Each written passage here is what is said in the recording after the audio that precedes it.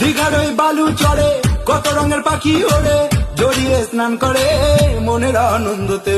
সন্ধ্যে 6টার পরে দীঘার ওই সিঁড়ির ধারে পাখি জাগ হাতে নিয়ে পাশে যদি তোমায় পেতাম, সমুদ্রে মিষ্টি হাওয়া মিষ্টি ঢেউয়ের গর্জনে করতো মন উথাল পাতাল ঝিমের মরশুমে। দীঘার ওই বালু চড়ে কত রঙের পাখি ওড়ে, জড়িয়ে স্নান করে মনের আনন্দতে। দীঘার ওই বালু চড়ে কত রঙের পাখি ওড়ে, জড়িয়ে স্নান করে মনের আনন্দতে।